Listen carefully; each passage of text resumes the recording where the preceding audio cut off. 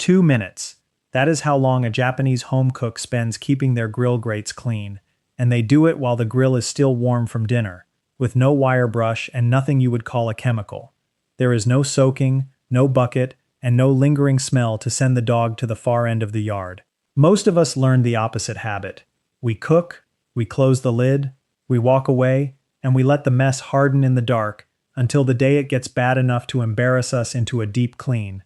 Then we go after it with everything in the garage: the wire brush, the degreaser, the burners cranked to high for an hour like a blowtorch. And a few weeks later, the black is right back where it started.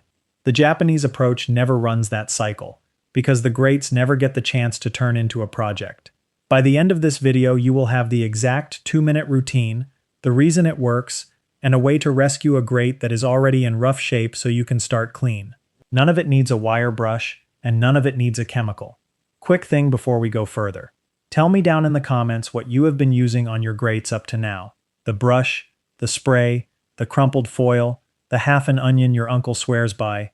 I read these, and I am always curious what is working and what is not. Before we go on, let us know in the comments where you're watching from. We love seeing how far this story travels.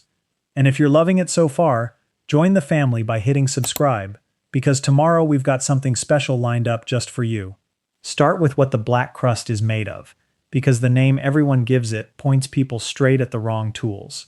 Most people call it burnt-on food, or grease, or just grime, as if it were dirt that settled on the bars. It is tougher than that. When cooking, oil and fat sit on hot metal with oxygen around, they go through a reaction called polymerization. The molecules link into a hard, varnish-like layer that bonds to the steel. And the same process that ruins your grates is the one that puts a good black finish on a cast iron pan. Seasoning a skillet and wrecking your grill grates are the same chemistry. One is a thin, smooth layer you built on purpose. The other is years of it, piled up thick and uneven and full of last summer's drippings. Once you know that, the reason scrubbing never wins makes sense. The crust has fused into the metal itself, down in the pores, so there is no loose layer sitting on top for you to lift. You would have to grind off something that has become part of the bar. The exact thing people spend hours trying to build onto a cast iron pan, you are trying to tear off a grill grate. Hold on to that idea, because it is what makes the gentle method beat brute force. Now, the wire brush.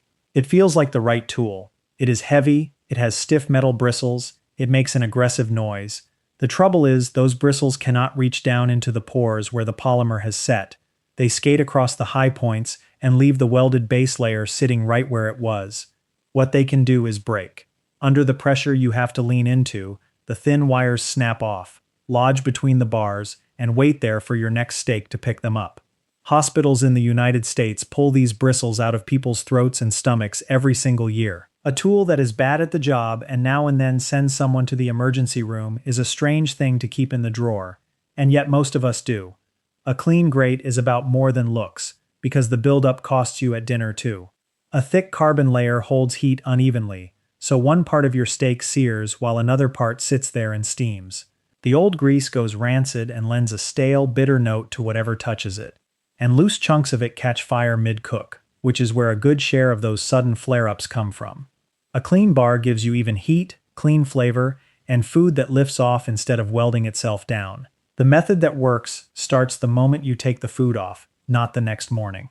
While the grates are still hot, fold a damp cloth into a thick pad, grip it with a pair of long tongs so your hand stays well clear of the heat, and run it firmly across the bars one time. That is most of the job, right there. The heat flashes the water to steam the instant it touches the metal, and that burst of steam lifts the soft, fresh grease before it has any chance to harden. Grease this fresh has not polymerized yet. It is still soft, and it gives way with almost no pressure. Then take a folded paper towel, put a little neutral oil on it, and drag it down each bar. That leaves a thin film behind, the same way you would wipe down a cast iron pan after cooking. The film does two jobs. It fills the pores so the next round of drippings lands on oil instead of bonding to bare steel, and it keeps the metal from rusting between cooks. Wipe hot, oil light, close the lid. The whole thing takes under 2 minutes, and you are already standing right there with the tongs in your hand. The timing is the piece people get wrong, so let me be exact about the window. You want the grate hot enough that water hisses into steam the second the cloth touches it, but cool enough that you can work close with tongs without singeing your knuckles. That sweet spot is the minute or two right after the food comes off, before you shut the burners down. Catch it then, and the grease wipes away like nothing. Wait an hour and let everything cool to room temperature, and that same grease has begun turning into the hard crust we have been talking about. The 10-second job becomes the all-afternoon job. Same grease, different time of day. A quick word on the oil, because this is where people overthink it. Use any neutral oil with a high smoke point that you already have in the kitchen. Grapeseed, canola, sunflower, refined avocado, they all do the job. Skip olive oil and butter for this.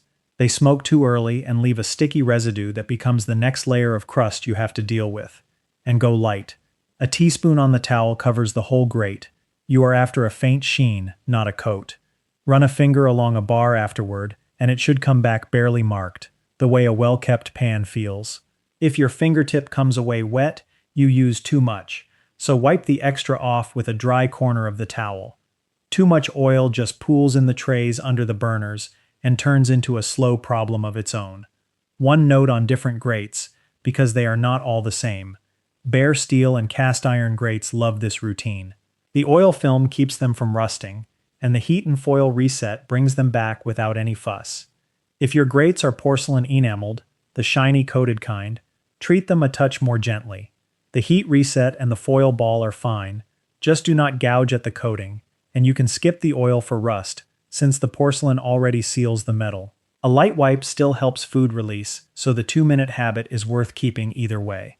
Preparing and narrating this story took us a lot of time, so if you are enjoying it, subscribe to our channel, it means a lot to us. Now back to the story. Now, I can already hear the obvious objection. This is lovely for someone with a clean grate, but yours looks like the floor of a campfire, and a 2-minute wipe is not going to touch it. Fair. The daily routine keeps a clean grate clean. It will not undo 3 years of buildup on its own. So before you switch over to it, you do one reset, and the reset needs heat and a ball of foil, nothing more. Close the lid and run the grill on high for about 15 minutes, until the grates are as hot as the thing will get, somewhere north of 500 degrees. At that heat, the hard crust chars all the way through and turns brittle. The varnish that was welded on goes dry and flaky, like a burnt log gone to ash. You are unbaking the thing you accidentally baked on weekend after weekend for years. Turn the burners off and let the grates cool just enough to touch them safely with a gloved hand. Crumple a sheet of aluminum foil into a tight ball, dip it in warm water, and scrub down each bar. The brittle, heat-cracked carbon comes off in dark flakes and slides away instead of fighting you, because the heat already broke the bond before you ever touched it. The foil ball has another advantage over a flat brush. It wraps around the round shape of each bar and reaches into the grooves a stiff brush rides straight over. Give it a rinse, wipe it down with a damp cloth, and the steel underneath comes back close to the color it was the day you bought the grill. If the grate is truly bad, one pass might not reach the deepest layer. That is normal, and it is not the method failing. Run the cycle again. Heat it hot, let it cool, scrub with the wet foil, rinse. 2 or 3 rounds takes even a badly neglected grate back to bare metal. If you want a little help on the worst spots, a paste of baking soda and water spread on the warm bars for a few minutes loosens stubborn grease before the foil goes on. And since baking soda is something you literally bake with, it keeps the no-chemical promise intact. Once the reset is done, the brush and the degreaser go in a drawer for good, and the 2-minute routine carries it from there.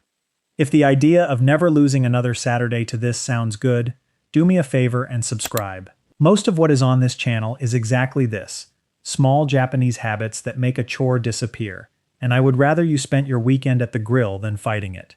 Now the cost, because the math is almost funny. A roll of aluminum foil is already in your drawer. A cotton cloth is whatever you wipe the counter with. A teaspoon of oil a night barely registers. Call the whole system a few cents per cook. Then there is the old way. A bottle of degreaser runs $8 to $12, and people go through several in a season. A fresh set of grates is anywhere from $60 to $150, and the wire brush wears the protective coating off fast enough that plenty of people end up replacing the grates every couple of years on top of that. Add it up, and the old habits cost well over $100 a year to keep losing the same fight. The Japanese way costs almost nothing, and it works. There is one cost nobody puts on the list, and it is the one that matters most: time. A neglected grate eats a full Saturday 2 or 3 times a summer. The drive to the hardware store, the soaking, the scrubbing, the rinsing, then scrubbing your own hands afterward. Set that against 2 minutes a night while you are already out there with a drink in your hand. Across a whole season, the new way comes out ahead by hours, sometimes by a full day. Those are hours you spent enjoying the grill instead of fighting it, which is the reason you bought the thing in the first place. And there is the peace of mind, which never shows up on a receipt. You hand a burger to your kid without scanning the meat for slivers of metal. You cook for friends knowing nothing on the plate is glazed with last month's spoiled fat or a film of solvent that never fully rinsed away. That is worth more than the money. Here is the whole routine, start to finish, simple enough to begin tonight. If your grate needs it, run the reset once this week. High heat for 15 minutes, let it cool, wet foil ball, rinse, and repeat if it is rough. From then on, every single time you cook, do the 2-minute wipe while the grate is still hot. Damp cloth in the tongs, one firm pass, then the lightly oiled paper towel, then close the lid. Once a month, look the bars over before you light it. If anything has crept back, a quick foil scrub sorts it out before the heat goes on. That is the entire system. No spray, no gloves, no wire shedding into dinner. The deeper idea here goes past the grill. The Japanese way of keeping a kitchen, or a home, or anything that needs looking after, comes down to a plain preference. Stay ahead of the small mess, so you never have to face the big one. The hardest thing to clean is the mess you let sit for a season. The easiest is the one you handle the second it appears. A film of soft grease wiped at the right moment is a 2-second job. Left for an hour, it is a 10-minute one. Left for 3 months, it is the chemical and Saturday problem we started with. A lot of the way we clean in the West got shaped by companies that do well when the mess gets bad, because that is when you buy the cure. The Japanese habit got shaped by households that simply never let it get there. Once you have seen the difference, it is hard to go back. Your grill does not have to be a fight every summer, and your weekend does not have to go to a wire brush and a bottle of something that clears the patio. It needs a damp cloth, a paper towel with a little oil on it, and the small, steady attention a Japanese home cook would treat as ordinary. The person who tends the tool a little each day ends up with a grate that outlasts the ones who scrub theirs raw twice a year. That's our story. If you enjoyed it, hit like, subscribe, and turn on the bell. And next day, more stories are waiting for you. Thanks for watching.